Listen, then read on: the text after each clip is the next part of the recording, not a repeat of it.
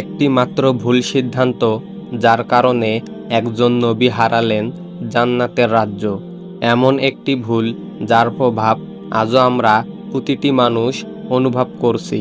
কিন্তু প্রশ্ন হলো, নবী আদম আলাইহি ওয়াসাল্লাম কি গুনাহ করেছিলেন, নাকি এটি ছিল আল্লাহর পক্ষ থেকে একটি শিক্ষা ও পরিকল্পনা?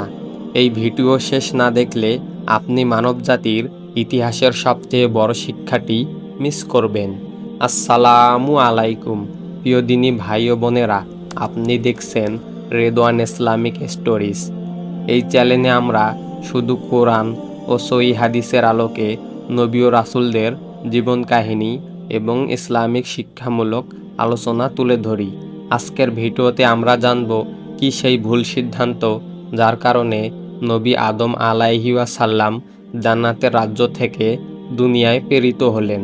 আল্লাহ তাআলা আদম আলাইহি ওয়াসাল্লামকে অন্য সব সৃষ্টির চেয়ে বিশেষ মর্যাদা দিয়েছিলেন। আল্লাহ নিজ হাতে তাকে সৃষ্টি করেন, তার মধ্যে রূহ ফুঁকে দেন এবং ফেরেশতাদের আদেশ করেন আদমকে সিজদা করার জন্য। আল্লাহ তাআলা কোরআনে বলেন, আমি দুনিয়াতে একজন প্রতিনিধি সৃষ্টি করতে যাচ্ছি। সূরা আল বাকারা 30।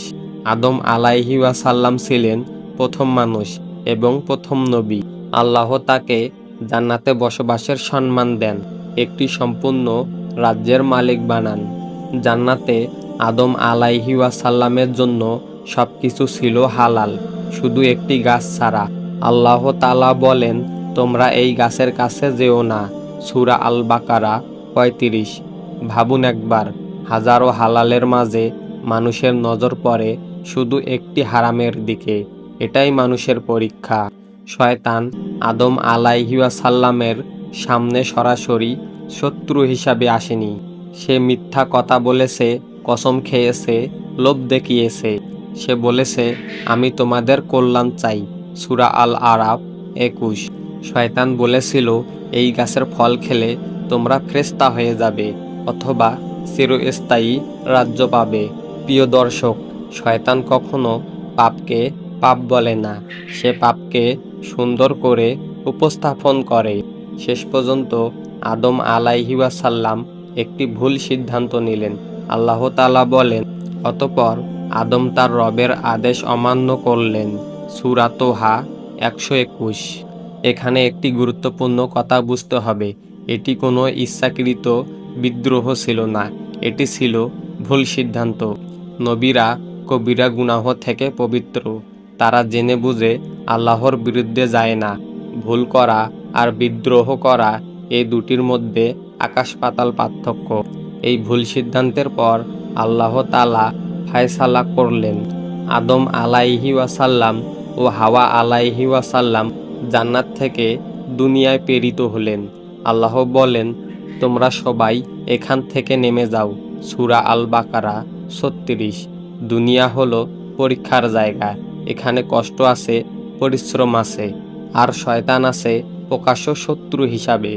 আদম আলাইহি ওয়াসাল্লাম ভুলের পর পালিয়ে যায়নি, অজুহাত দেননি, দোষ শয়তানের ওপর চাপাননি, বরং তিনি তওবা করলেন। তিনি বললেন, হে আমাদের রব, আমরা নিজেদের ওপর জুলুম করেছি। আপনি যদি আমাদের ক্ষমা না করেন, তাহলে আমরা অবশ্যই ক্ষতিগ্রস্তদের অন্তর্ভুক্ত হব। সূরা আল আরাফ 23। আল্লাহ তার তওবা কবুল করলেন। এটাই মানব জাতির ইতিহাসের প্রথম তওবা। প্রিয় দর্শক বৃন্দু, এই ভিডিও থেকে আমরা 5টি বড় শিক্ষা পাই। প্রথম শিক্ষা, ভুল মানুষকে ধ্বংস করে না, ভুলের পর তওবা না করা মানুষকে ধ্বংস করে। দ্বিতীয় শিক্ষা, শয়তানের কথা কখনো বিশ্বাস করা যাবে না। তৃতীয় শিক্ষা, আল্লাহ যা হারাম করেছেন সেখানে কোনো যুক্তি চলবে না। চতুর্থ শিক্ষা, তওবার দরজা কখনো বন্ধ হয় না। পঞ্চম শিক্ষা, দুনিয়া জান্নাত নয়, দুনিয়া হলো পরীক্ষা কেন্দ্র। প্রিয় দিনী ভাই ও বোনেরা, যদি আদম আলাইহি ওয়াসাল্লাম তওবা না করতেন, আজ আমরা কেউ ক্ষমা পেতাম না। আল্লাহ আমাদের জন্য তওবার দরজা খুলে রেখেছেন। আজই ফিরে আসুন আল্লাহর দিকে। আজই বলুন, হে আল্লাহ, আমাকে ক্ষমা করে দিন। যদি ভিডিওটি উপকারে আসে তবে লাইক দিন, চ্যানেলটি সাবস্ক্রাইব করুন এবং অন্যদের কাছে পৌঁছে দিন। আল্লাহ আমাদের সবাইকে হেদায়েত দান করুন। আমিন।